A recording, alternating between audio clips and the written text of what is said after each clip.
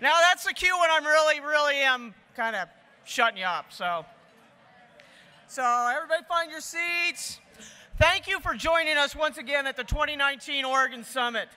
We have a tremendous program tonight, and I'd like to get things started.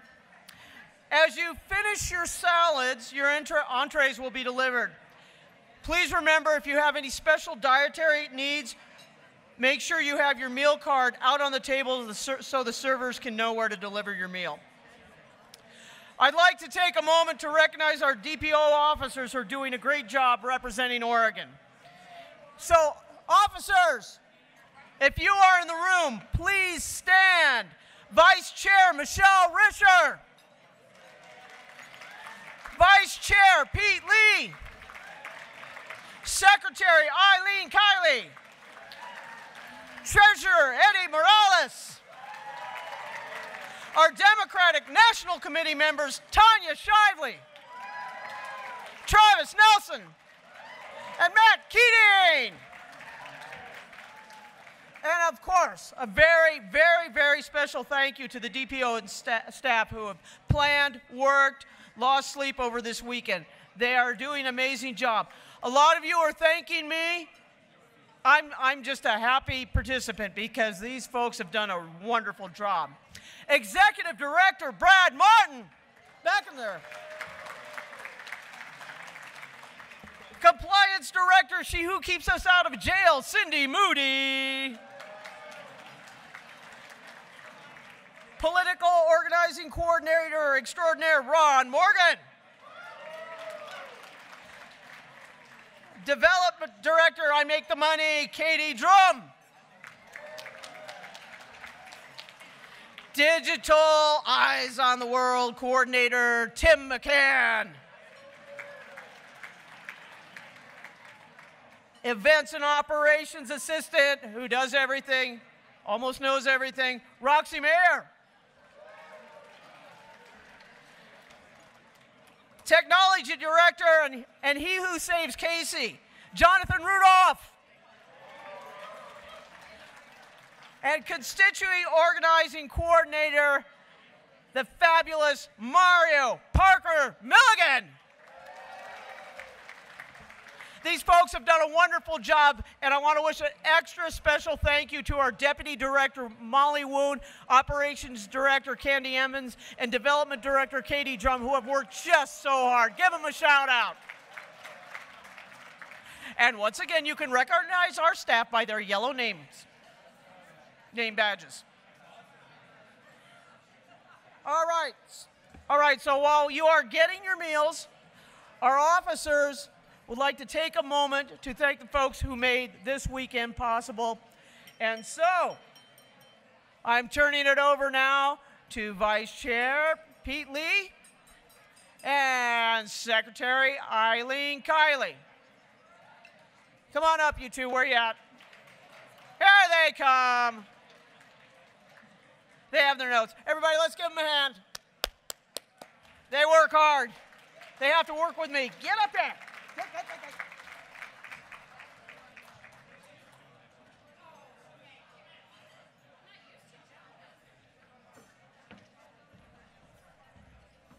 After you, sir. Oh, I thought you were going first. No, you go first. You have you're number one. Oh, okay. Yep. So you read one page and then I read, I think. That makes sense, actually. Oh, no, I have all the sponsors. Yeah, I think I was told by Molly you went first. Oh. Yeah. Okay, sorry about that. We had a little change in plans.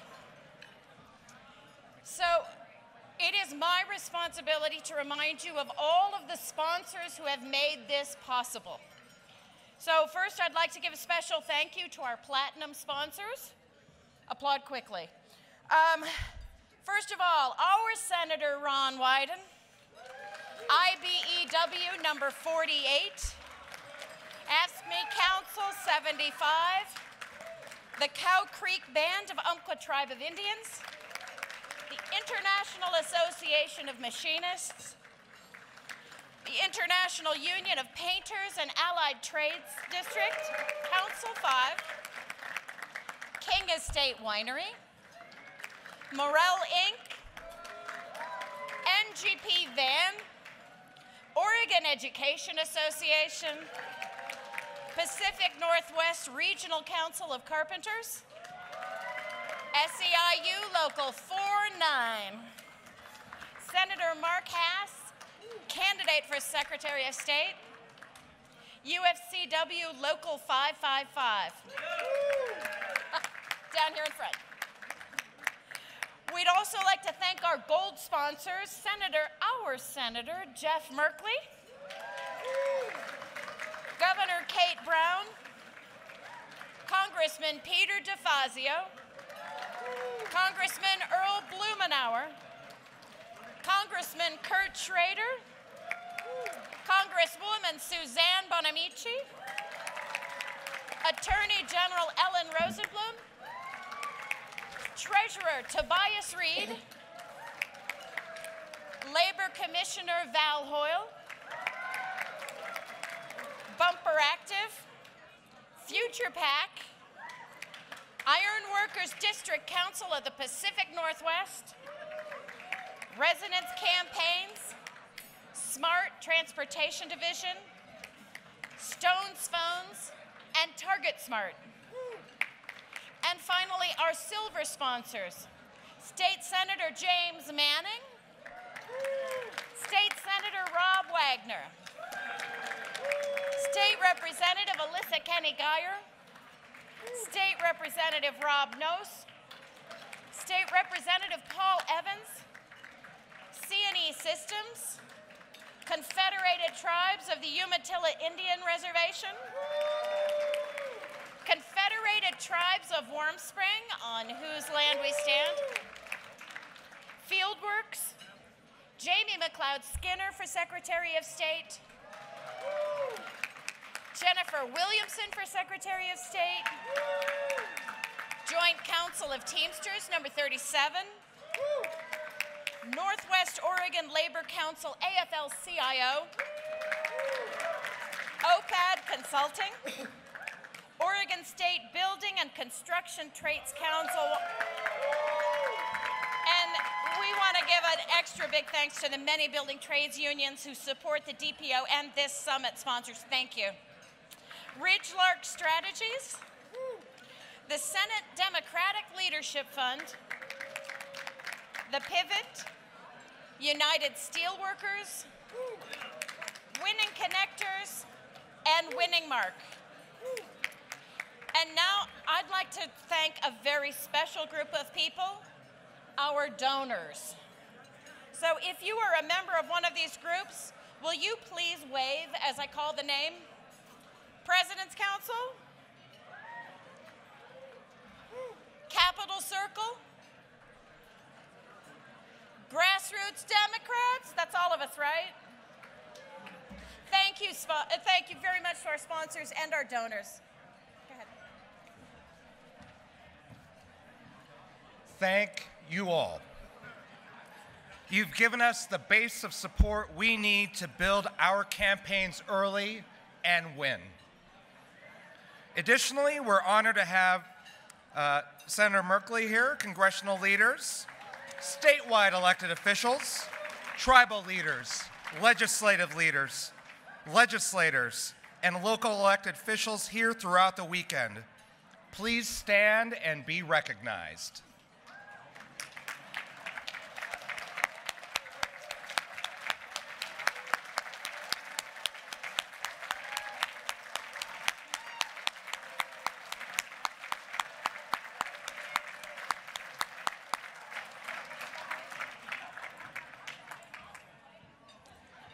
Also, a very special thank you to our workshop speakers who have traveled from across the state and country to provide us with innovative ideas for the future of our party and our state.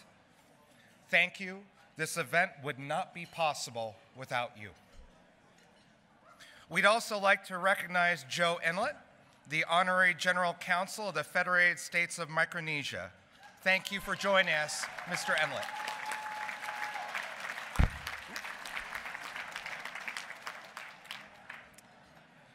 Also, please join me in recognizing former Democratic Party of Oregon chairs, Frank Dixon and Gene Atkins.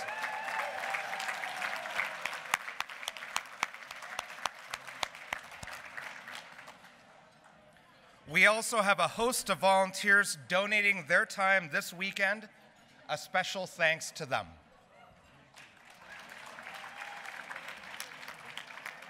And can we give a huge round of applause for the staff of Sun River who have taken amazing care of us.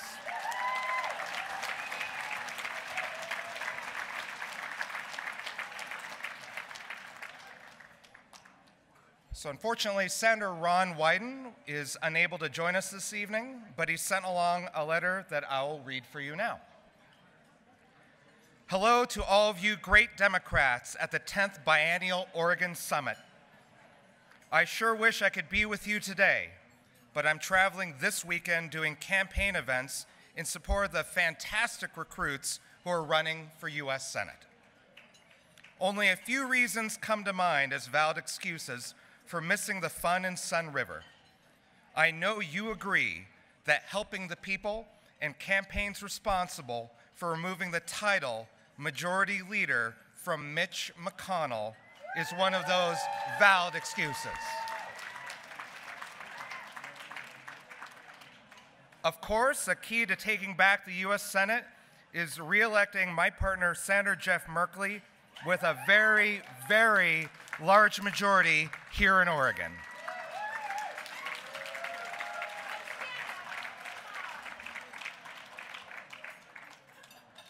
We are so grateful for the work that Senator Merkley has been doing on the most pressing issues of our time and against the most outrageous offenses from the Trump administration.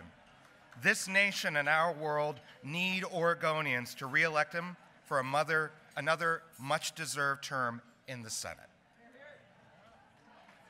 I also want to thank our House delegation.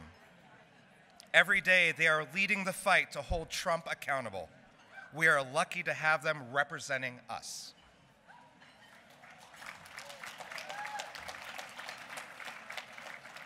With your support and hard work over the next 381 days, on November 3rd, 2020, we will take back the U.S. Senate, keep the House, and finish the job by sending Donald Trump packing. I wish you the best for the summit. Look forward to being back with all of you soon, and we'll see you on the campaign trail. Ron Wyden. Thank you, Senator Wyden. Wish you were here with us. We will now take a brief break in our programming.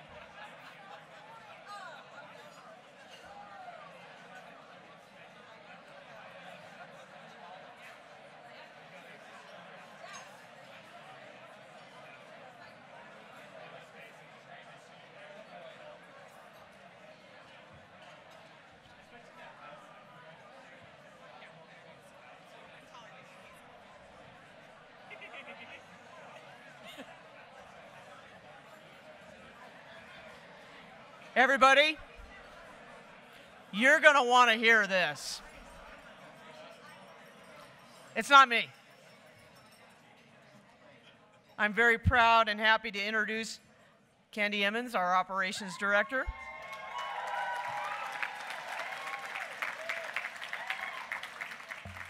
She will now lead us in singing America the Beautiful. Oh, beautiful for spacious skies, for amber waves of grain, for purple mountain majesties above the fruited plain. America, America.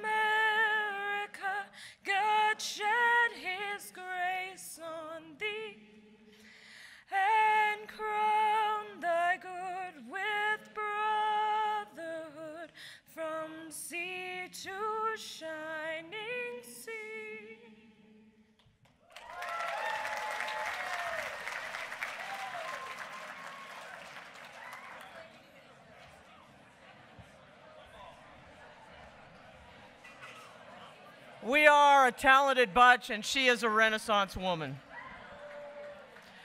Let's give her another hand. Candy Emmons.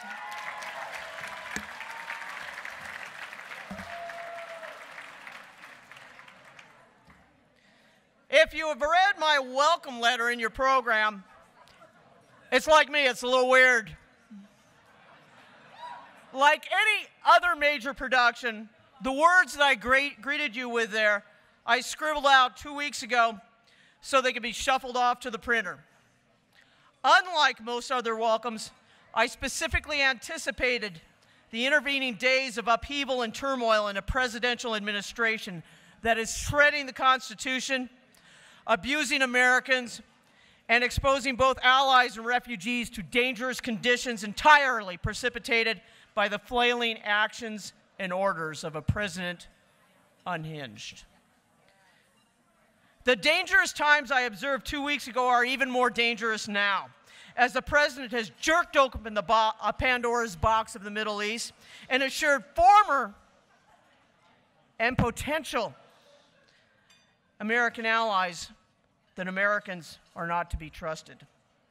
In the 2 weeks since I wrote the welcome letter, Trump has abandoned our friends in the Middle East, lied to the American public, documented 205 times, waved bye-bye to yet another cabinet secretary, held 3 obscenity-laden rallies that we've had to pay for, and spent over 23.5 hours on 5 different visits to his Virginia golf club.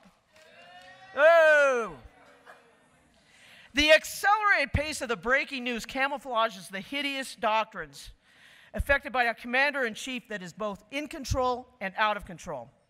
As the occupant of the White House rage tweets, asylum seekers are still caged at the border. U.S. foreign policy has become an oxymoron, and the developer-in-chief is hastening to move millions more acres of protected lands into the control of oil tycoons. A handful of national Republicans have pontificated their shock at the president's abandonment of Syrian Kurds, but most continue to just make excuses for the new normality that has infected Washington, D.C. As the complexity of the new Ukrainian scandal deepens, the GOP offers excuses. As the president continues to ridicule and ignore the Constitution, he is being praised by the right. Conservative columnist David Marquez actually called Donald Trump's decision to host the next G7 summit at Doral as brilliant. Marcus blustered that since Trump could put his shoes up on the furniture, well, Trump would be in an elevated and advantageous position to negotiate with other world leaders.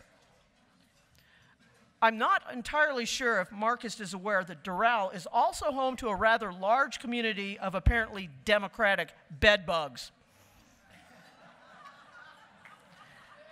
So I know this is a bit of a rant, but I particularly want to underline why this coming year is so important.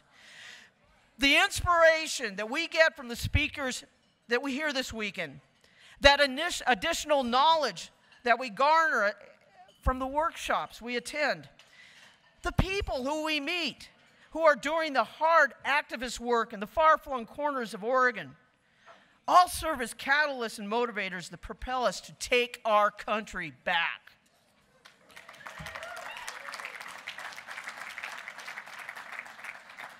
We are moved by Jeff Merkley, who brought the president's malevolent child-snatching tactics to the forefront and forced Trump to back off. We are amazed by the calm yet fierce dedication of Adele and Mark Cerny in Grant County, extraordinary organizers who pulled together folks in a truly frontier county of Oregon to stand up against the militia and the 3%ers.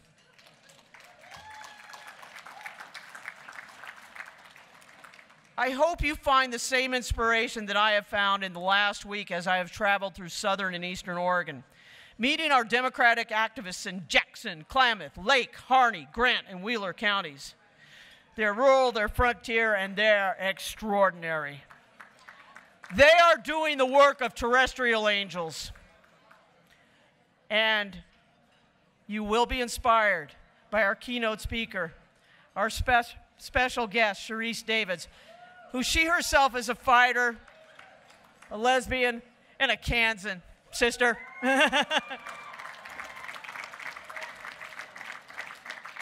Our work as Democrats will change the national trend and the associated state afflictions.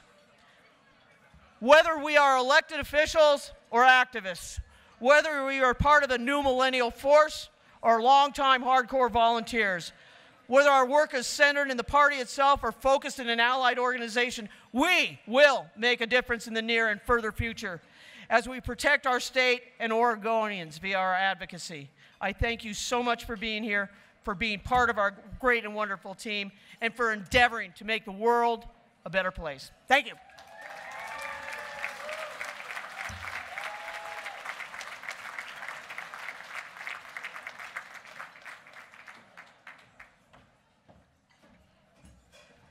Good evening, Democrats. I'm Tanya Shively, one of Oregon's Democratic National Committee members. Thank you. Those of us, like the people in this room, who are political activists, actually make up a very small percentage of Democrats in Oregon. And within our small group, there is an extra special type of activists. And these are the volunteers in rural, mostly red counties that face frustrations and at times intimidation that those of us who live in blue counties just do not have to contend with. Mark and Adele Cerny are two of these very special activists and have been making a difference in rural Oregon for many years. The Cernys own and operate a ranch in Grant County and have provided a Democratic Party voice for many years. They have worked in partnership with other county parties to establish a public and credible voice for reason in Eastern Oregon. Both Mark and Adele have served as chair of the Grant County Democrats, and both have served on numerous DPO standing and special committees.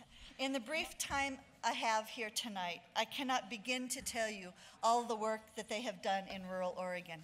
And it has been a privilege working with them as a DPO liaison to Grant County for the last 8 years and calling them my friends. Now it is my great pleasure to present the very first Democratic Party of Oregon Award for Excellence in Rural Organizing to Mark and Adele Cerny.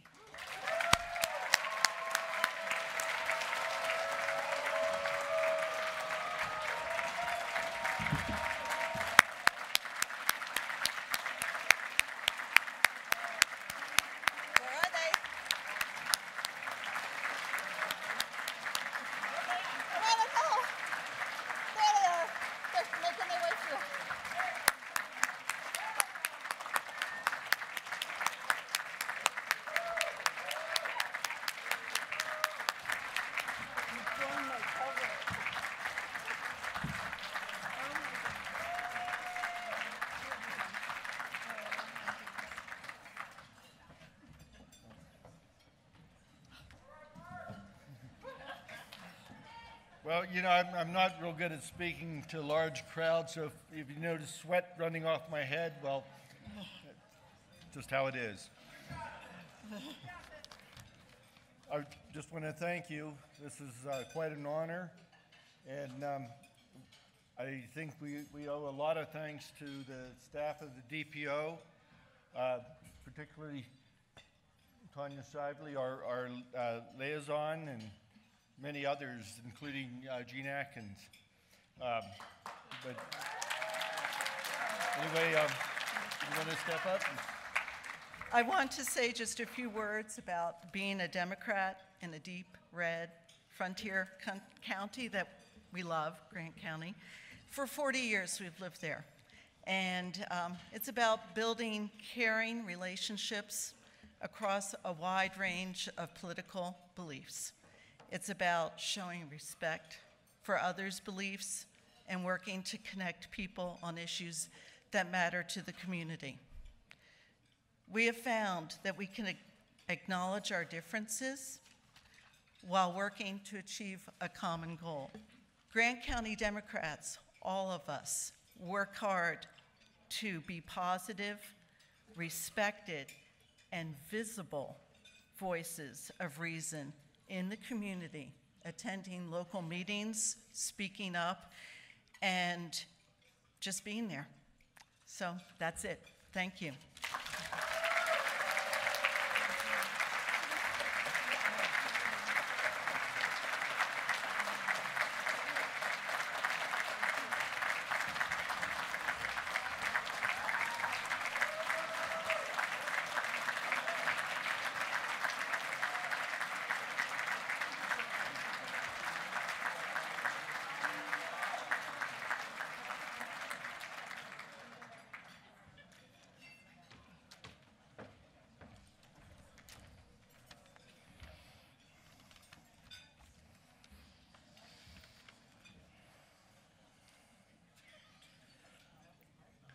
Good evening, Democrats.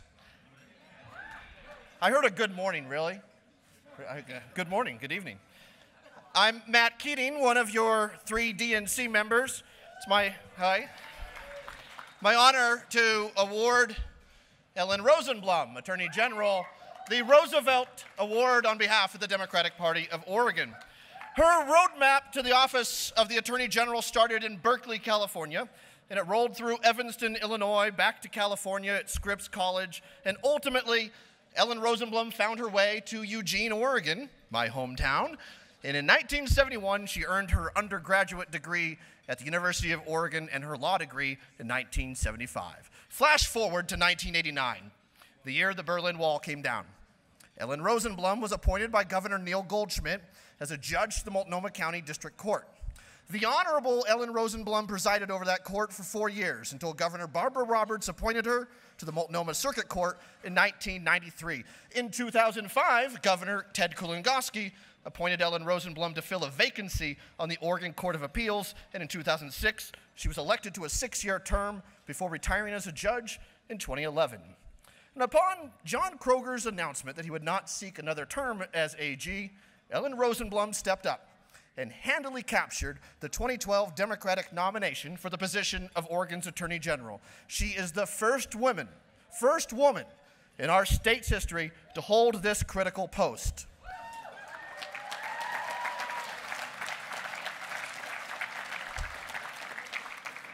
Notably, in her first term, Ellen Rosenblum led Oregon's successful court challenge to the same-sex marriage ban. Love is love.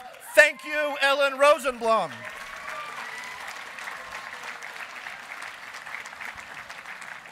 She fights every day to protect the rights of Oregonians, including women, children, seniors, and our LGBT community. She advocates through law, through carefully crafted policy, to ensure our democracy is intact, our vote is protected, our air and water are clean, and our fundamental civil rights, like the right to marry the person of your dreams, regardless of gender identity or sexual orientation, are ensured.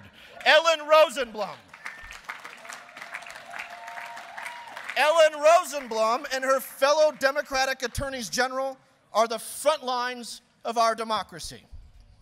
Now, together, Democratic AGs like Ellen are pushing back against Trump extremism and the enabling radical right wing's full-on assault on the environment and women's health care and reproductive rights. Please note, Democrats, it is our Attorney General Ellen Rosenblum who is leading a vital 23-state lawsuit supporting women's reproductive freedom against the Trump administration's Title X gag rule.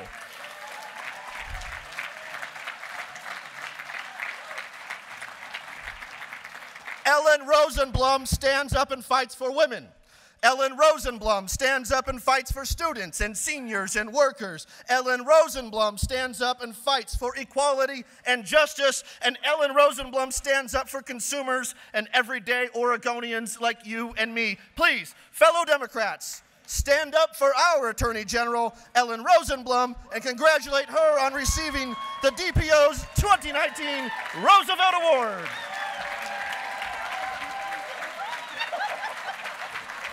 Congrats! Thank you. My God. Oh my gosh. Thank you. Thank you. Thank you. Oh my gosh. Thank you so much, Matt. That was just amazing. You are over the top. You are the quintessential Democrat, and we love you. And you know, when Casey called me to tell me about this, I just have to say I was in shock. And the only thing I could think of to say was, I'm going to buy a new dress. So I did. So I have a nice new green dress tonight. I want to congratulate Mark and Adele, Cerny. Thank you for your wonderful, important work in Grant County and our rural part of the state. There's nothing more important than for us to make sure that we're all over the state. We can't assume that those of us in the valley know what's going on. You are doing the very hard work of Democrats, and we so appreciate that. Wow, yes. So this is an incredible honor. I am very touched to be receiving this award. First of all, FDR, after whom it is named, was my dad's hero. He was a truly amazing American and world leader of the past century. Living with severe effects of polio, he brought our country out of the Depression, putting government to work in ways that ultimately benefited all Americans, and then preserved those rights and freedoms by leading this country and the Western Alliance brilliantly in World War II.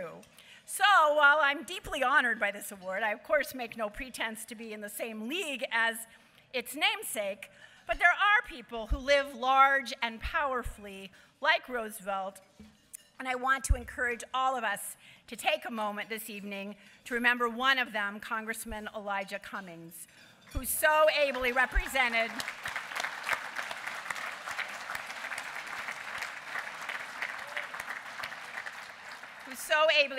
Maryland's 7th District in Congress, and who could not have come from more different beginnings than FDR, but who, like Roosevelt, did some of his most lasting work, laboring with severe health issues, and who left us with a telling reminder, referring to the Trump administration's attitude toward immigrants, and I quote, he said, "We are the United States of America. We are better than that." So,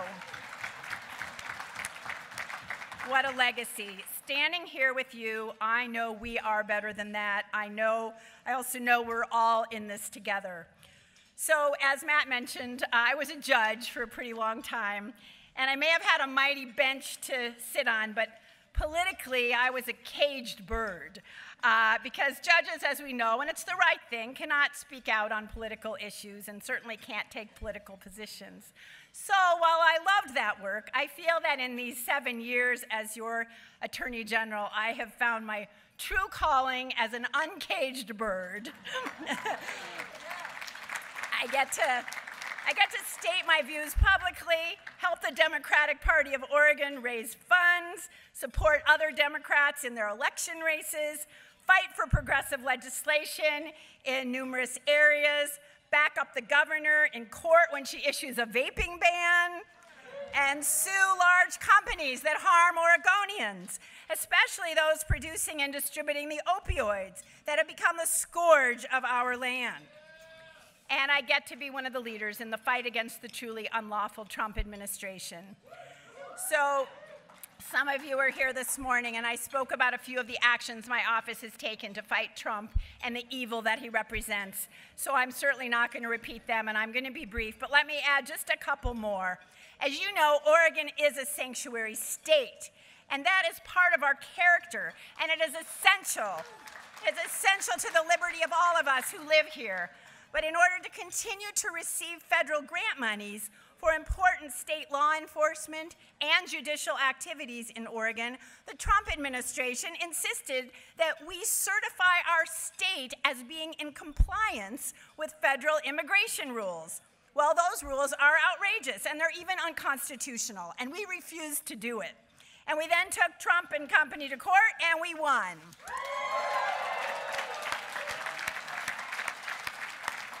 And we Democratic attorneys general also have been the last line of defense of the Affordable Care Act. And what I mean by that is that when the Republican attorneys general filed suit in federal court in Texas, essentially to repeal the ACA, the United States Department of Justice, at the direction of the president, refused to defend the law.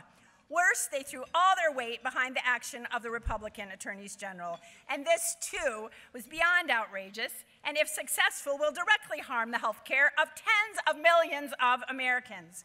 So, as the co-chair of the Democratic Attorneys General Association, I was extremely proud that our Democratic AGs took up the banner of the ACA, and we have mounted a full-throated defense of one of the signature achievements of President Obama's administration, and such an important law. And last, as you know, ICE is everywhere in our communities. Worse, they sit outside our courthouses, or sometimes inside our courthouses, looking to trap people who are there to pursue their rights. And this is absolutely not acceptable. And your Oregon Department of Justice is now working with our Chief Justice, Martha Walters, to have our courthouses designated sensitive areas. A civil, yes, yay. A civil society does not have ICE agents lying in wait in areas that should themselves serve as sanctuaries in our communities. So I must admit that when I first ran for this office, I had no idea that one of my roles would be helping to lead the fight against the President of the United States, or to have the honor to refuse to defend Oregon's unlawful ban on same-sex marriage. This is all incredibly important, but I want to say again, and to emphasize with everything I've got, I cannot do this sort of work without all of you. I've seen what happens in states where a Democratic Attorney General has a Republican majority legislature, or a Republican governor, or both. We are very, very lucky. I am lucky here, but it's not just by accident. So I accept this award fully cognizant that you have helped make it possible, and a piece of it belongs to each and every one of you. So thank you so much. It's a great honor to receive this award tonight.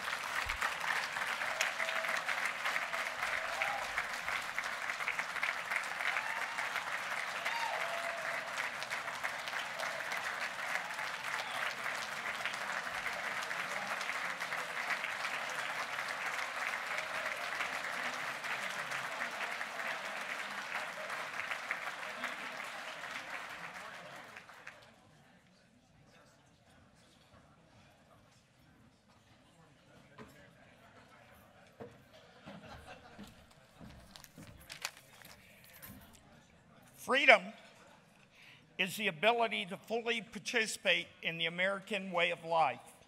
Today, the Bell of Freedom does not ring for LGBTQ Americans who still face discrimination in 29 states. It is way past time to fully open the doors of opportunity for every American. Let's pass the Equality Act. Let's do it this year.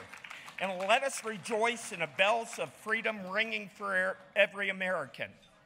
On March 13th of this year, Oregon Senator Jeff Merkley spoke those words from the floor of the U.S. Senate in advocating for the Equality Act.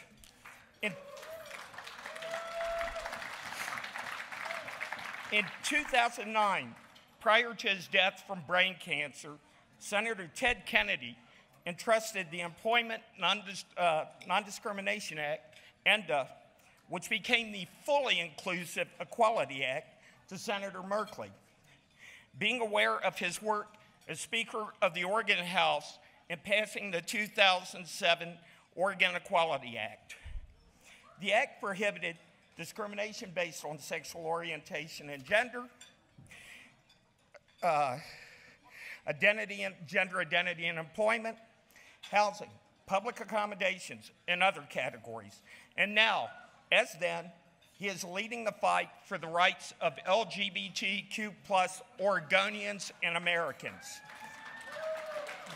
The Equality Act, authored by Senator Merkley and Democratic U.S. Representative David Cicilline from Rhode Island, would amend the Civil Rights Act of 1964 to prohibit discrimination on the basis of the sex, sexual orientation, gender identity, or pregnancy, childbirth, or related medical condition of an individual, as well as because of sex-based stereotypes. In his closing speech, March 13th, our senator said, "Let us all not rest until we complete this vision of opportunity and equality for all." Please join with us in completing that vision and ringing the bell of freedom for all Americans. And please join me in welcoming the Honorable Jeff Merkley.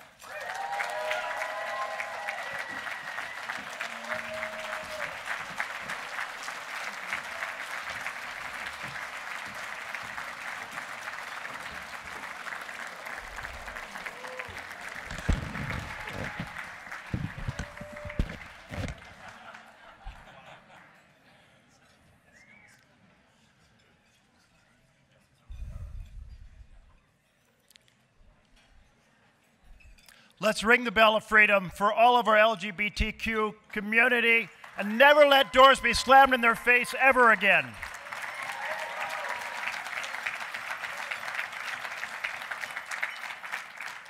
I am so pleased to be with you all, my spiritual, political, policy family during these dark and dangerous times. And I'm so pleased that Mary Soderberg, my soulmate, my wife, my partner, is once again able to be here with me.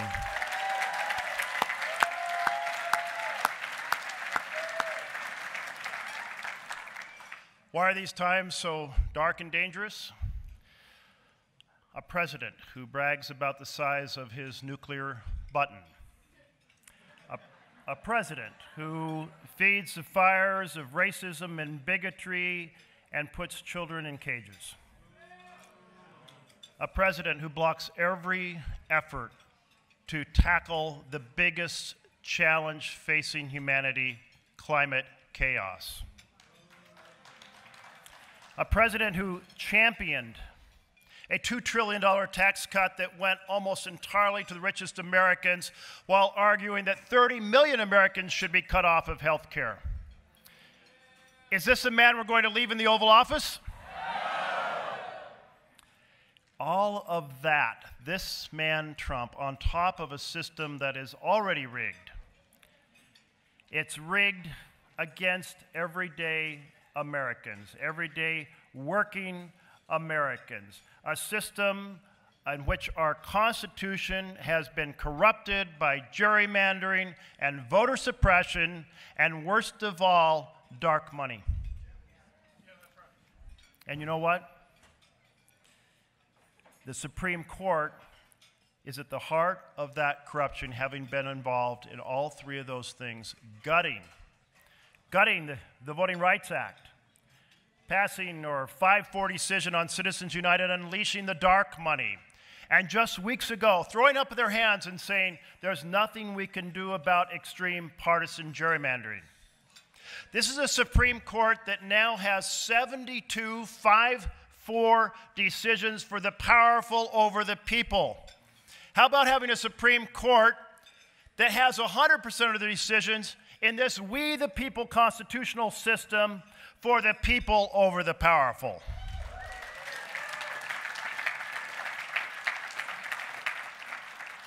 This 2020 election may be the last chance that we have to level the tables. I say that because it is rare for a country that has as much wealth inequality as we have now to actually recover to the vision of laws that reflect the will of the people. Thomas Jefferson understood this. He said that to have laws reflect the will of the people, you have to have distributed power, not concentrated power. But now we have concentrated power. If we are to win in this 2020 election against this rigged system, it means we have to be twice as good as the Republicans. Are you ready to be twice as good? It means we're going to have to work twice as hard as the Republicans. Are you ready to do that? We cannot afford 4 more years of Trump. We have to be off the sidelines and off the couches and on the campaign battlefield.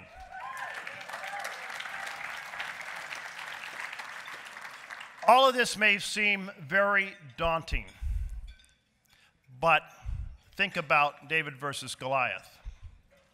David won. And think about this. After the Civil War, we ended slavery. After the Great Depression, we had the New Deal. After Jim Crow, we had a civil rights movement that passed the 1964 Civil Rights Act and the 1965 Voting Rights Act. How about after the dark and troubling times of Donald Trump, we have a rejuvenation in America that creates a We the People agenda that will ring through history for generations to come.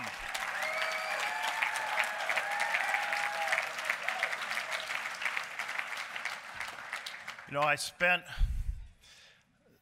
some years as a policy analyst working on strategic nuclear policy, the Defense Department and then for Congress. And I did these complicated models, options, weighed pros and cons, gray area.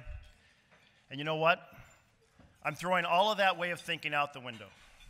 I've just boiled down the mission statement for the next 13 months to 6 simple words.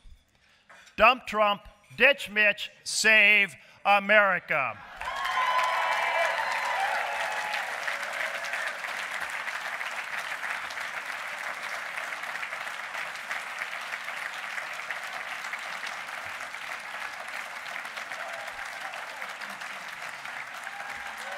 So,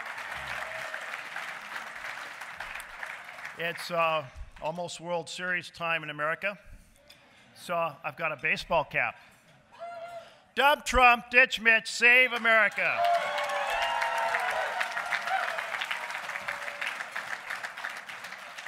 So let's think about this as a baseball game. You don't score a run by getting to first base alone, or second base alone, or third base alone. You have to cross home plate. So we got a lot of work to do. First base is getting rid of Trump. Second base is getting rid of the Republican majority and replacing it with the Democratic majority in the Senate.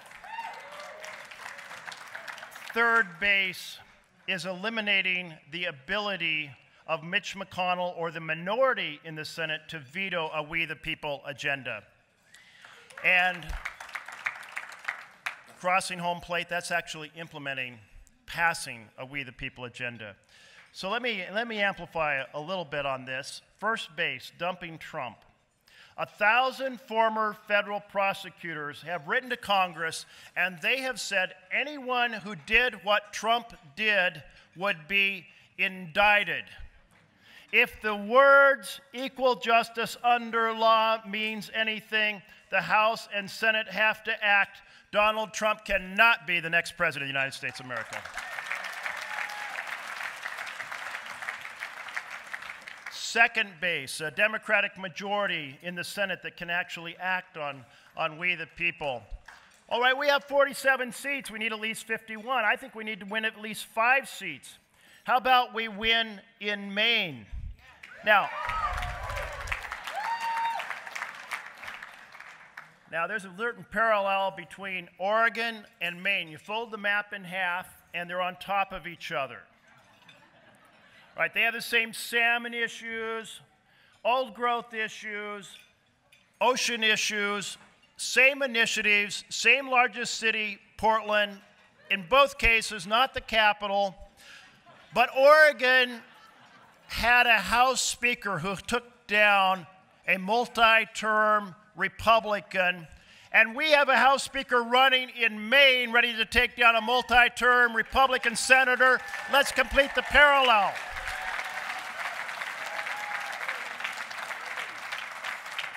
North Carolina, Tillis is underwater. Cal Cunningham and others are running in the primary. We have a real chance to take it back like Kay Hagan did when she defeated Mrs. Dole. Let's repeat that legacy now, 12 years later. Iowa, which 2 years ago had 1 blue seat and 3 red, now has 3 blue and 1 red, and that 1 red only won by 2%. It's almost defeated Steve King. Let's take the Senate seat in Iowa.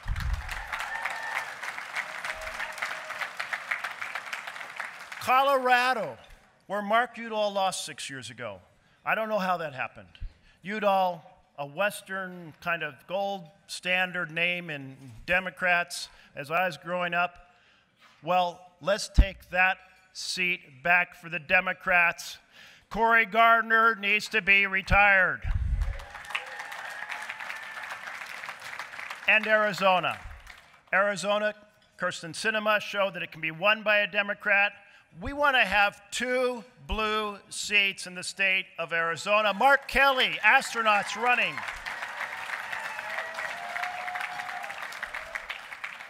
Okay, now, you may have seen Amy McGrath's opening video. Where's she running? Kentucky. So there's another way to ditch Mitch directly, like helping Amy Graff win in Kentucky.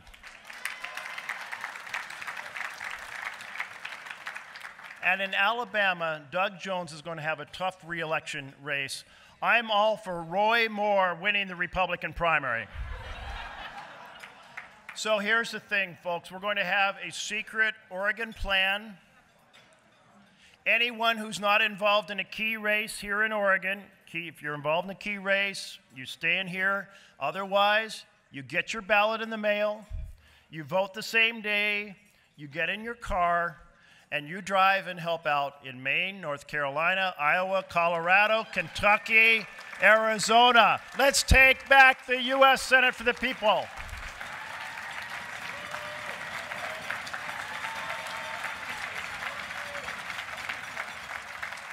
But that only gets us to second base. If you followed things, and I know all of you have, Mitch McConnell in the minority uses the supermajority procedural challenge in the Senate to block the We the People agenda. We cannot let that continue no matter who is the Republican leader. This is a little messy, and so I just want to explain this. There's kind of a certain enchantment about the supermajority being something good in the U.S. Senate. It makes the Senate special. I want to disabuse you all of that opinion. The Constitutional Congress had a supermajority. It paralyzed it. Our founders made sure that the votes were to pass by a simple majority in both chambers, and they ranted against the supermajority that was in the Continental Congress. There was not a single supermajority vote on legislation until World War I. It is not part of the Constitution. It is not part of the tradition. And then it was rarely used thereafter, except as a courtesy for people to be able to have their say before a vote was taken. I watched bill after bill after bill die under President Obama with Mitch McConnell using the minority veto. That is the ability of the minority to block legislation. You know, the Republicans were onto this. In 2001, they changed the rules so their top priority, which was tax cuts for the wealthy, could be done by a simple majority. And then the second big priority for the Republicans, they changed that to a simple majority, which was to confirm Supreme Court justices. How about this? How about we use our power in as determined a fashion for the people as Mitch McConnell and the Republicans did for the powerful?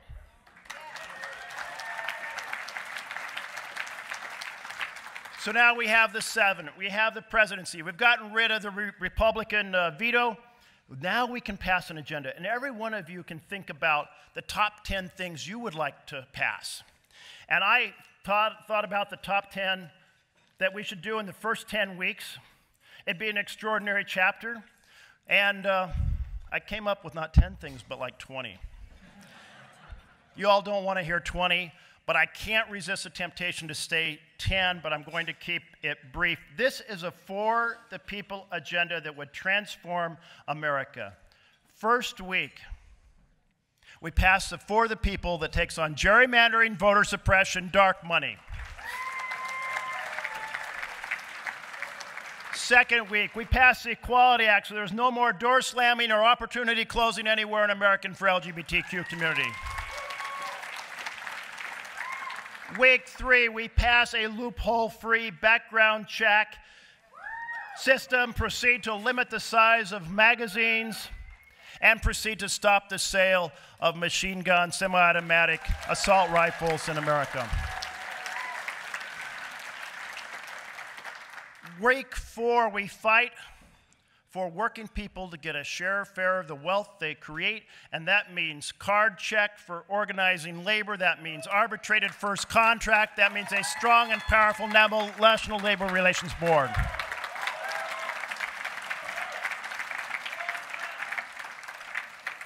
Week 6, we decide we're not going to patrol every corner of planet Earth with our military, and we decide we're going to have a first-rate housing system and a first-rate education system by transferring $100 billion out of the military and into education and housing.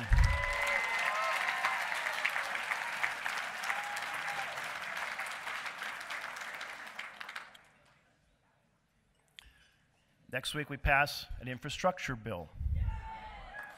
We proceed to take on our roads and our bridges and our levees and rural broadband in every single hamlet throughout rural and frontier America.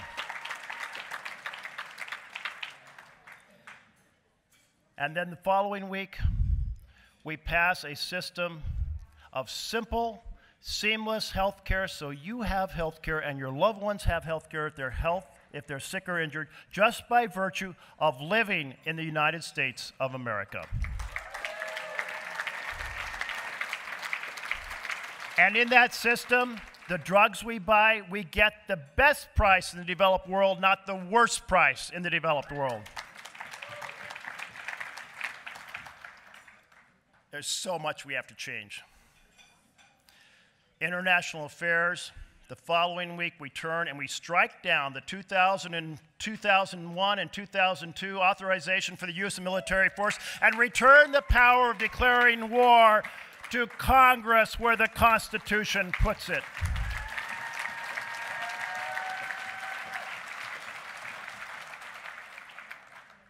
Two more. Week 9, we relight Lady Liberty's torch and greet every refugee with dignity and decency and fairness.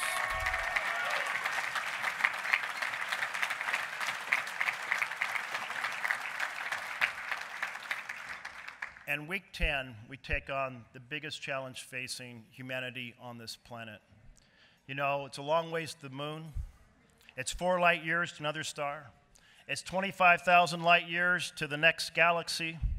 The universe is incredibly massive. A group of 6th graders conveyed to me that by recent estimates, there's 2 trillion galaxies averaging over 1 billion stars each. But we can't reach any other place. All we have is our lonely little blue-green orb in that vast universe. And in a single generation, we're destroying it.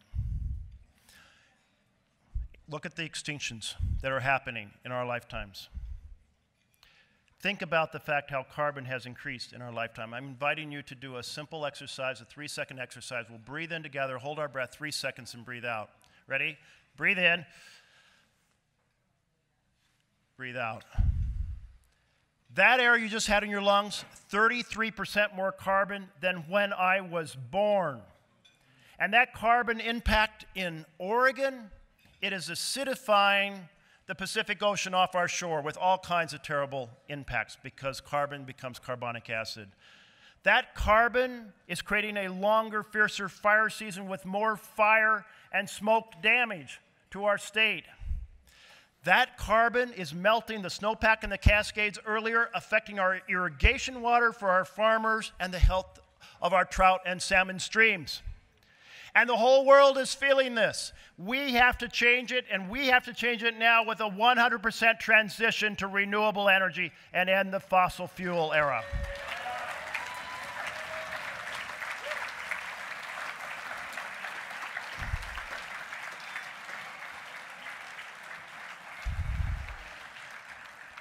Can you join me in this? Dump Trump. Ditch Mitch. Save America. Dump Trump. Ditch Mitch. Save America. God bless you all, and thank you very much.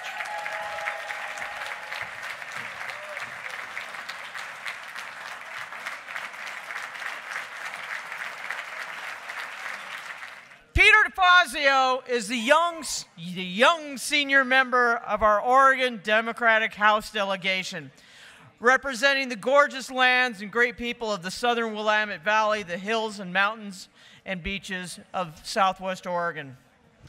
Serving Oregon in Congress since 1987, our Massachusetts-born Congressman is co-founder of the House Progressive Caucus and served as its chair from 2003 to 2005.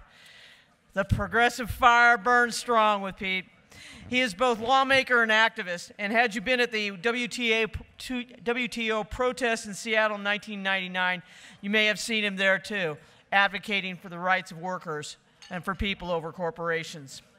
Pete is pro-choice, pro-union, pro-education, pro-human rights, and absolutely, unequivocally pro-Oregon. So I'm really honored to bring you up here. And thank you for all your work. And he's going to kick off this last great part of the program where he's going to introduce our wonderful keynote speaker, Peter DeFazio, everybody.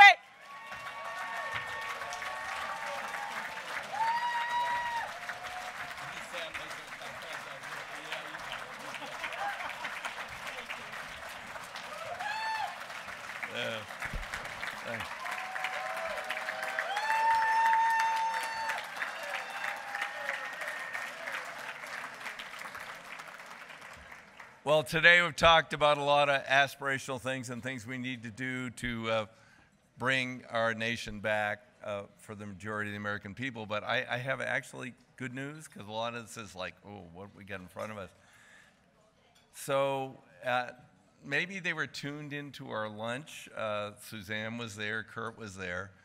And I talked about how I'd been investigating the Trump Hotel and the FBI headquarters and other violations, emoluments, and I said, but the most unbelievably blatant thing, which is a clear violation of the emoluments clause, no matter how you look at it, was Trump dictating that the G7 should come to his hotel. Well, I got a text and an email tonight.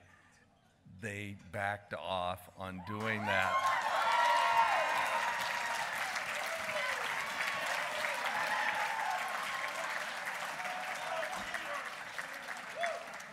And maybe they were tuned into our lunch speeches. I don't know, Suzanne. I don't think Kurt's here, but that was, that's the beginning of the end, I hope. I really do. And it could be. I'm not going to repeat my lunch speech because I really want you all to hear from Sharice. I mean, Jeff is a little Senate-centric. They're like the big dogs on the block. There's only 100 of them. There's 435 of us. So he didn't mention what should have been number one was keep the United States House of Representatives in Democratic control. Before we took back the House, when Trump came in and they had the House and the Senate and the White House, we were kind of like mosquitoes, kind of like we were irritating, but we didn't have the clout. But now, with Nancy Pelosi, yes, it's all very, very, very different. So the number one priority is keep the House. Then we go on to taking back the Senate, well, the White House, whatever. We need it all. We need to change course for this country. Now, in the last election, I'm not a prolific fundraiser, never have been, but I wanted to help us get back the House. So I targeted 27 districts where I traveled and I raised money on red to blue districts. But I got to tell you, there was one where I was like, I'm looking at the ads, Katie Hill, great, mountain climbing ad. Oh, that's cool. Okay, we got to support her. She's great. But I saw Sharice's ad, mixed martial arts. Okay, I was a wrestler. And so today she was talking about that. We've done a few events with her today, a fundraiser, an event with the tribes.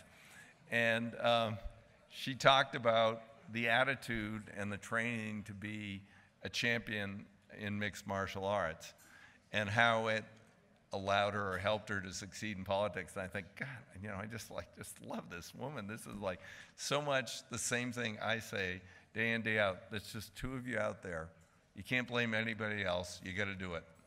And she did it. She won a district in Kansas that we had lost more than a decade ago.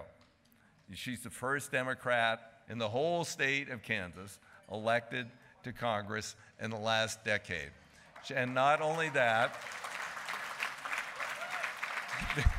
she goes beyond that. First Native American, okay? First LGBT, elected in the state of Kansas. And, and she's not the only one. You see a lot of press about the squad. They're doing some good stuff. But the class that put us back in the majority was so bigger than the squad. In red districts like hers, I was just in I was just in Abby Finkenauer's district in Iowa, red district. We took it back. I was just in Angie Craig's district in Minneapolis, St. Paul's. She took that back. And you look around the country, and you go down to,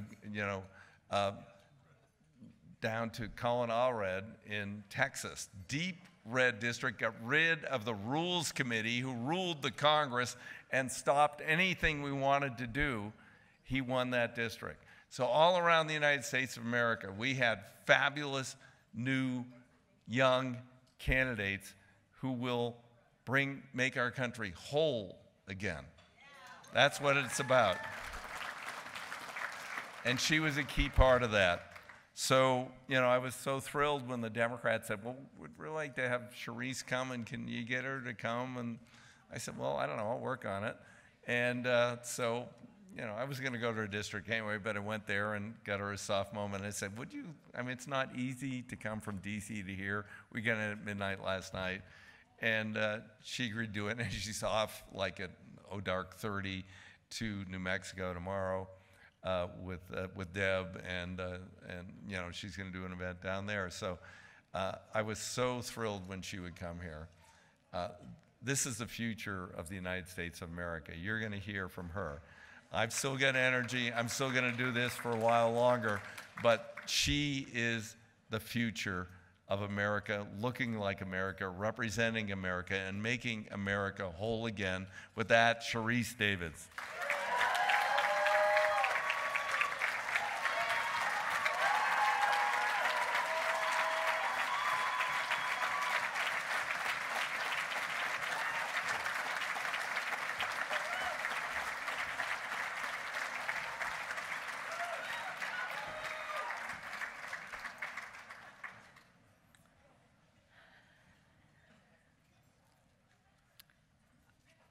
Good evening. The first thing I want to do before I get started is if we could just take a minute to just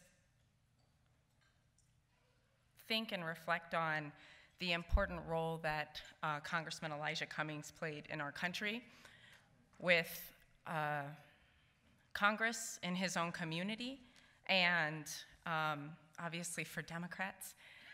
And I just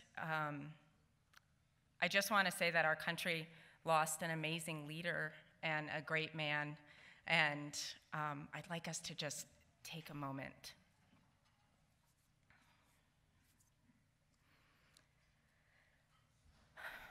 Okay. I have this little book here. At the end of the Declaration of Independence, there's some pretty special words.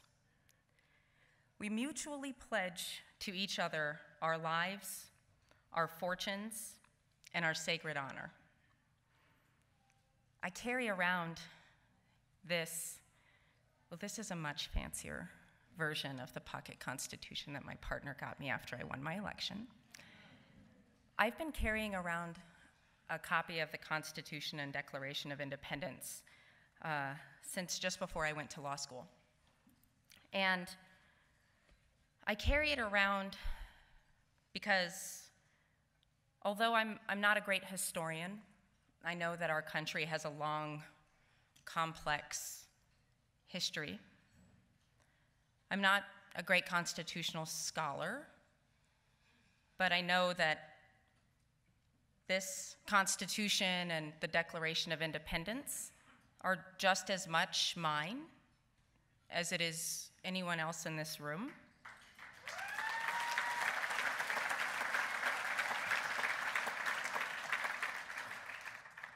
And I know that even though the men who wrote the words in these foundational documents of ours did not envision them applying to me, and didn't envision them applying to a lot of the people in this room tonight, that they absolutely do apply to us. Every single person in this country, every single person on American soil. And I thought about that when I was taking my oath of office, when I was sworn in and I got to take an oath to this country as one of the first 2 Native American women to serve in Congress in the history of our country.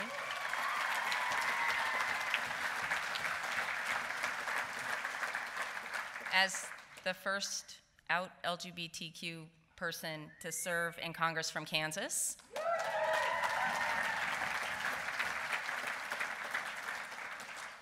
I thought about those words, and they're so powerful. That mutual pledge that we have taken is so powerful. And I cannot believe that I get the honor and the privilege of being able to stand here and say, I'm Sharice Davids, I represent the 3rd Congressional District in Kansas.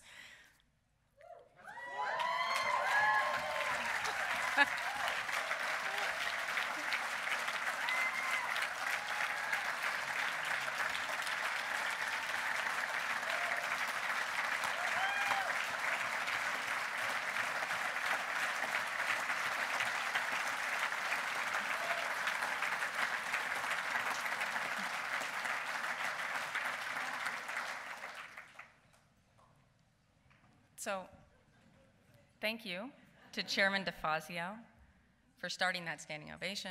No, just kidding. Thank you for inviting me here. I didn't know he was waiting until a kind of quiet, soft moment during his trip to Kansas. I didn't realize he was pouncing, but I was actually so excited and felt very, just a lot of gratitude to be invited out here. First of all, people often aren't sure which red box we are in the middle of the country.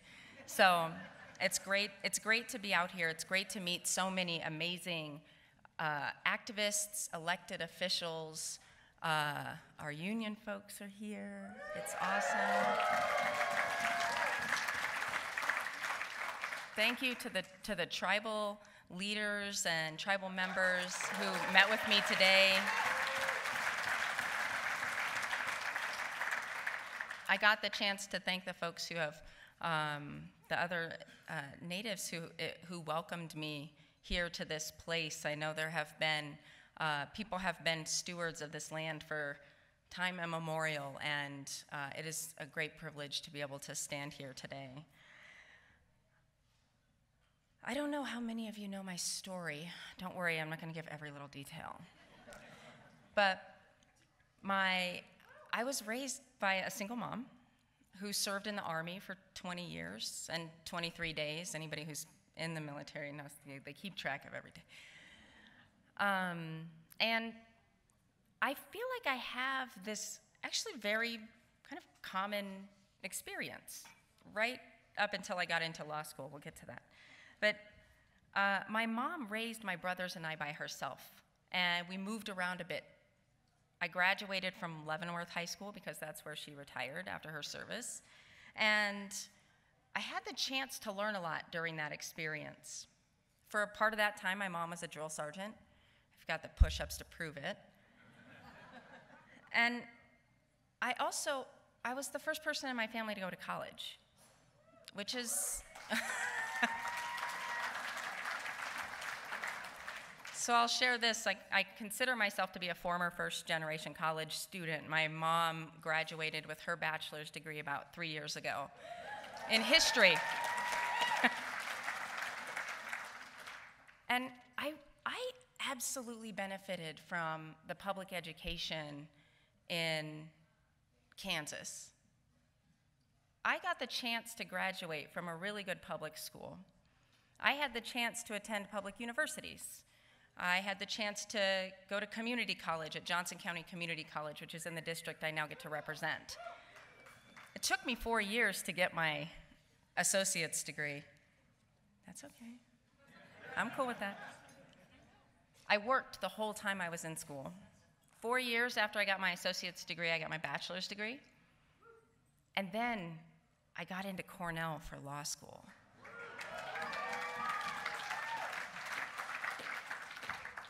that foundation from the public education that I got, from Johnson County Community College to I'll be frank with the hard work that my mom put in to make sure that I was going to have opportunities to do what I wanted to do to thrive in life. That is what helped me have a successful, I didn't graduate at the top of my class in Cornell, but I graduated. And and I had this really strong foundation that I could stand on as I moved through my work doing community and economic development. When I had the chance to serve under President Obama as a White House fellow, which was, I think we should always clap for President Obama.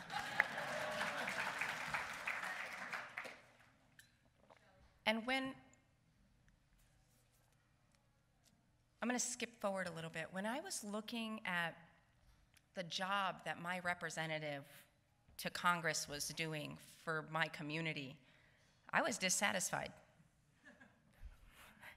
That's an understatement. You know who I ran against? No, I'm just kidding. So I was dissatisfied because I didn't see someone who was listening to the community. I didn't see someone who was showing up in the community. And I didn't see someone who was really fighting for the things that most of the people who I knew were having to deal with. So I looked for somebody to run for the seat. At the time when I started looking to get someone to run for the seat, there were no women in the race. There weren't any women, there were 5 guys, the 5 guys.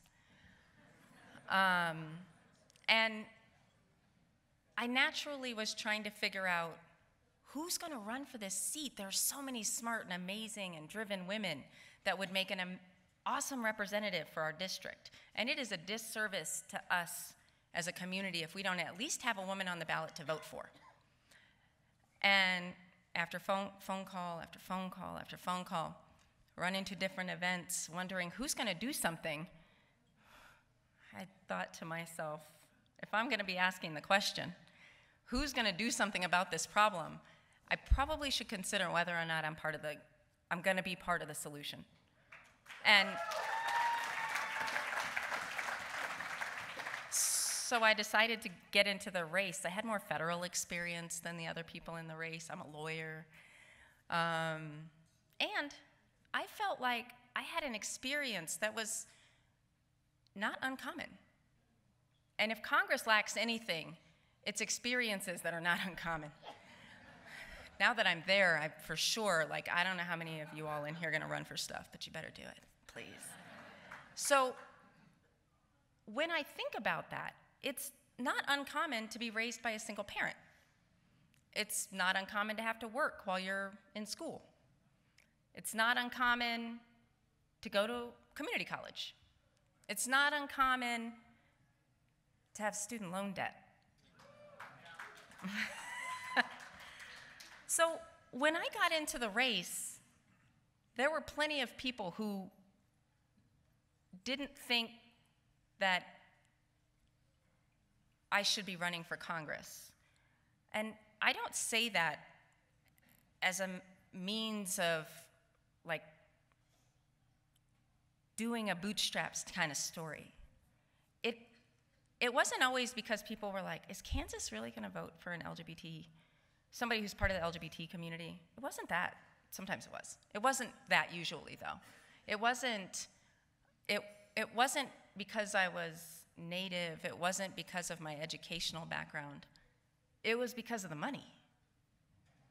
It was because people wondered if I was gonna be able to raise enough money, because that's the first gauge that people use when they try to decide whether or not somebody is gonna be a good candidate or not.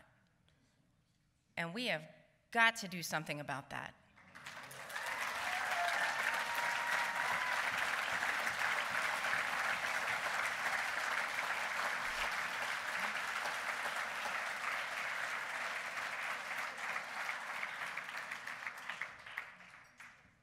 So when I think about what we did in the 2018 election cycle, we reset expectations.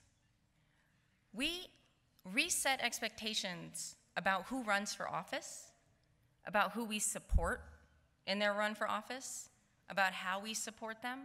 The number of people who knocked on doors in the 2018 election cycle who literally never knocked on a door before, some of that was the millennials, but I mean people who had not worked on campaigns before. People who don't use the phone function on their phone were calling in phone banking. Apparently they were all in Chairman DeFazio's office.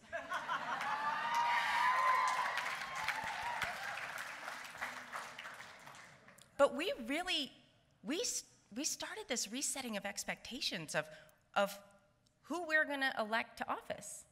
And in 2020, we get the chance to continue that because this was just the first step. The 2018 election cycle was just the first step in us getting our country back on a track where we're headed toward the ideals and the values and the things that our country has been striving for since this was written.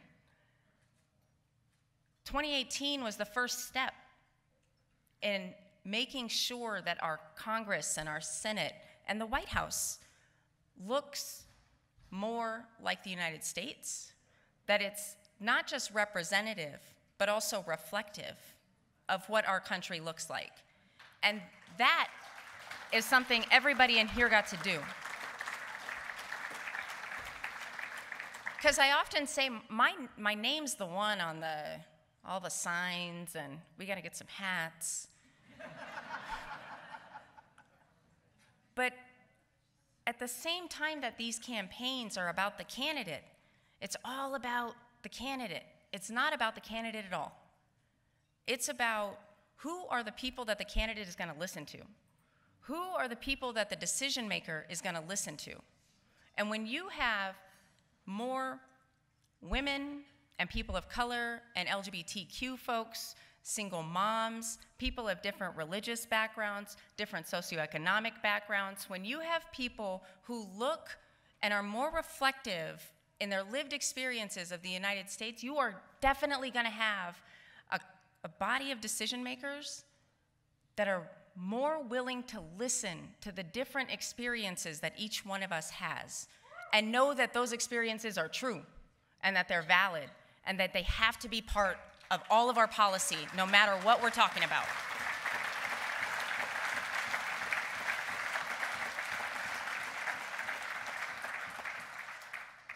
So the 116th Congress did have more women and people of color and LGBTQ folks than any other Congress before. And to be able to say that I get to serve alongside Deb Haaland as one of the first 2 Native American women in Congress it's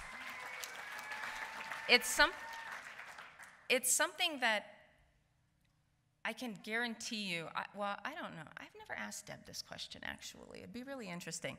But I for sure never, ever thought when I was a little tiny kid that I would grow up to be a member of Congress. But what we've got now is a whole generation of kids who maybe Congress isn't necessarily the thing that they end up doing or want to do, but the ideas that they have about what they can do, about what kind of leaders they're going to be, has expanded. And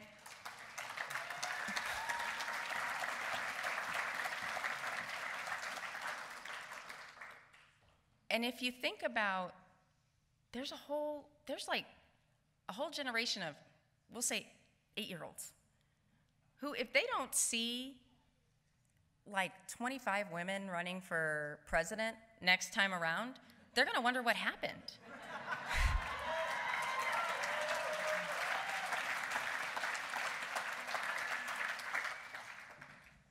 I'm gonna take a brief detour and share a little story with you. One of my best friends has 2 sons. One of them was all about the campaign. He was 12, he's 13 now. He was knocking on doors. He was like listening to NPR. He knew about the Johnson County Commission races. And he was into it. His brother, He didn't really care that much. He cared because he cares about me. But he wasn't knocking on doors and coming to all the events and stuff. But the night of the election, he was trying to stay awake so he could see what the results were going to be. But he had pooped himself out earlier. He's 10. And so he's falling asleep, and he's like, Mom, make sure to tell me what happens. And then he goes to sleep, and the next morning she wakes him up. And then he says, Mom, did Sharice win? Yeah, baby, Sharice won. Did Laura Kelly win? Yeah, baby, Laura Kelly won. Did Becky Fast win? She ran for county commission. Yes, she did.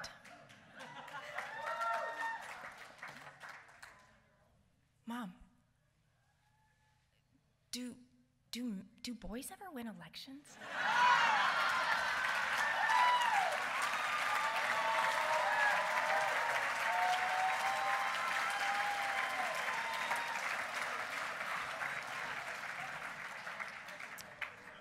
She said the trend is downward.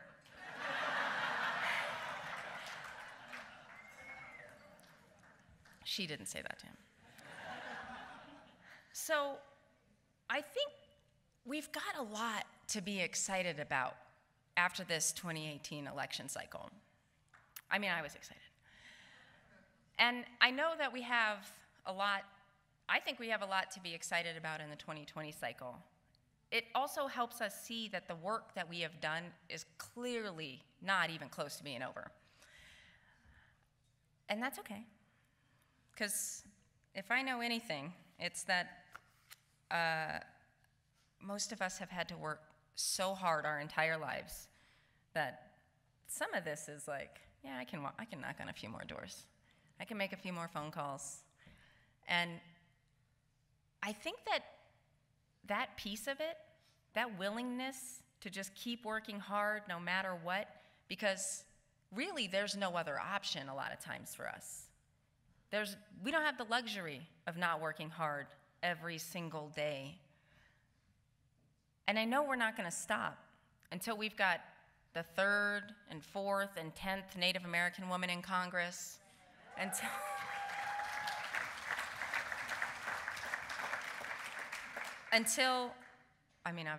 we win the White House back. Until it doesn't feel like it's such a far stretch for us to start to work things like equity into every single policy we've got. Until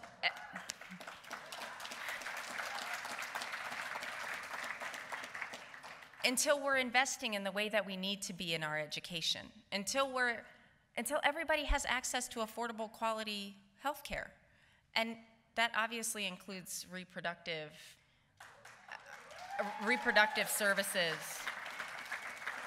And it, of course, includes reproductive services that are not only spoken about by cis women, for cis women, and only about cis women, because we need to be talking about this in a much more inclusive way.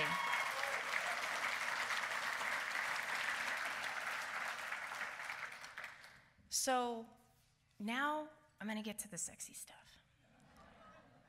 Infrastructure. So I had the opportunity the other day to listen to a motivational speaker. This is the first time, I'm actually kind of surprised.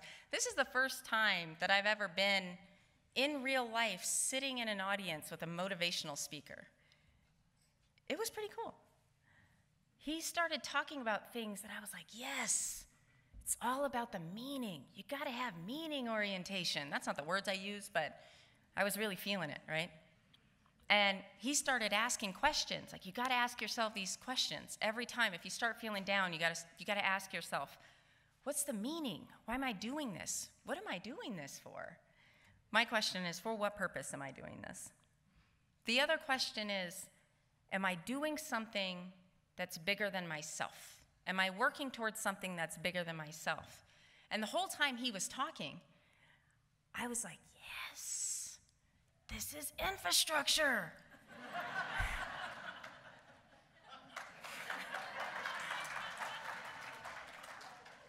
So the reason I bring this up is not because the chairman of the Transportation and Infrastructure Committee is sitting right over there. The reason I wanted to be on that committee is because infrastructure touches every aspect of our lives. And oftentimes, people don't think about it until something has gone wrong. And I don't say that as a method of blaming people, because so many people are really just trying to live their lives. So some people don't have the luxury of thinking about a 10-year infrastructure plan, but some of us do.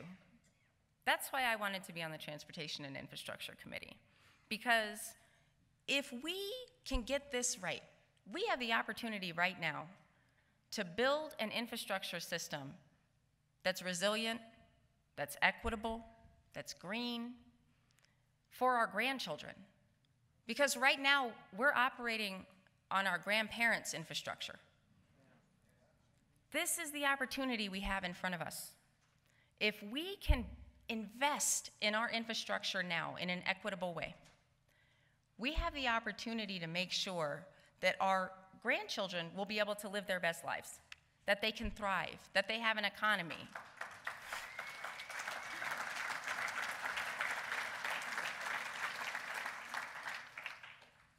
Because for too long, we've seen an infrastructure system that has cut people out, sometimes intentionally,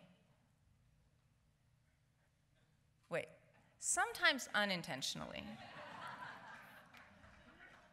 And I think that with this new Congress, what we have is the opportunity to take all of those lived experiences that have literally never been shared with the other decision makers that are in the room and start building the foundation of a society where people can access their health care, their education, their places of worship, recreation for all communities, regardless of their wealth, because recreation is not something that only the wealthy should be able to have.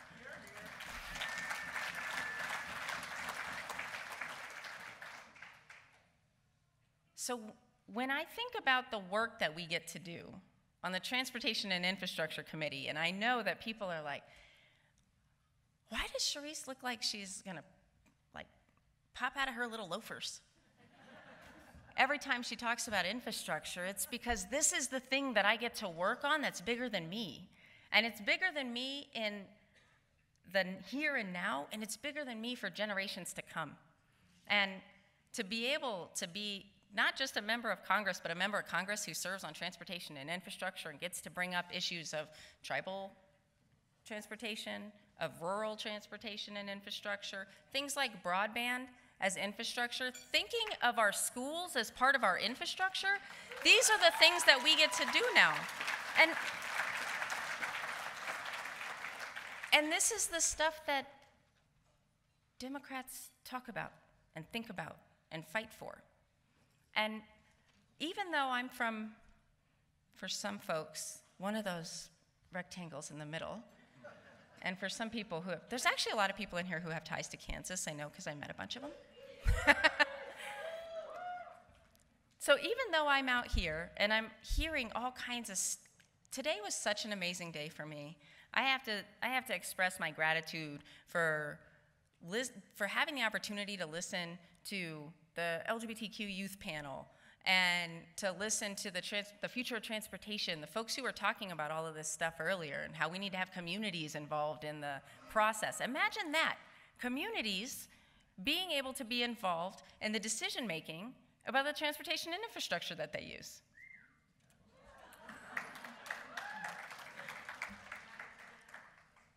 So even though I get to be part of all of this stuff in DC, I feel when I come to something like this, like I get to see really that I'm part of this much bigger thing, this thing that is happening across the country with gatherings like this, with folks who are working and putting their heart and soul and blood, sweat and tears and every ounce of energy that they have into making sure that we are leaving this place better than when we got here. So for all of you here, the last thing I'm going to say is that I will pledge to each of you, and I would hope that all of us together can mutually pledge our lives, our fortunes, and our sacred honor. Thank you.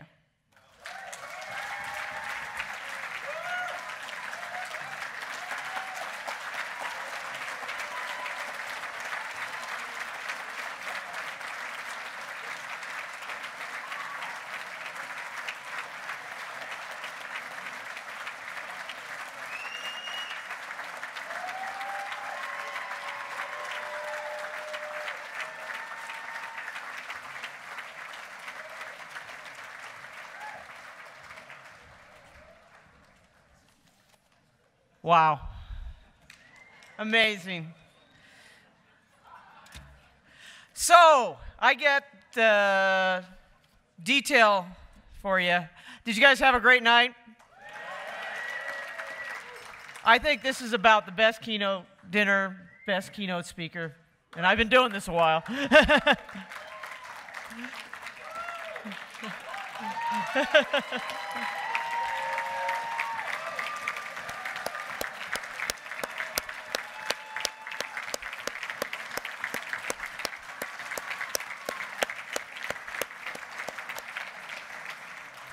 So the only way I can follow up something like that is with our own infrastructure, okay? So logistics on getting out of here tonight. I know there's hospitality parties, same message as last night. Flashlights, be careful, use shuttle, watch the steps in case there's a little snowfall that goes on us. I've been handed a couple of announcements. There's a wine wall out there for your consideration. You know what the secret is. They're in little brown bags. That really sounds hinky, but whatever. Little brown bags of wine bottles, $15 a bottle, or 2 for $25. I'm told it's well worth it, so you may want to treat yourself to that. I know this is a really great dinner because look at you all. You're all still here. How cool is that? All right, I'm not going to keep you here much longer, but I want to go over last morning's tomorrow. Breakfast starts promptly 8:15 in the Great Hall building, which is not this room. It's the next room over, the next building over. You won't want to miss it. We have House Majority Democratic Majority Leader Barbara Smith Warner, State Senator Rob Wagner, and we're also going to be joined by, you'll really like her, our special guest from the DNC. She's the organizing director, Muthone Wambo-Kral. You'll really, really like her. She's great. We have a slate of fantastic panels tomorrow, and of course you won't want to miss our Secretary of State's debate at 11:15. It's an exciting opportunity to meet our 4 candidates, and you'll be able to say we knew when we started. If you still have envelopes, thank you so much. Please fill them out, And we're going to corral you all out so you go to the same doors where you look at our young, lovely people with baskets in their hand, waiting for you to drop those envelopes in. I want to thank, Val did a great job, Commissioner Hoyle, on our paddle race, and thank you. Thank you to all our speakers. Please party responsibly. See you tomorrow. You Democrats rock!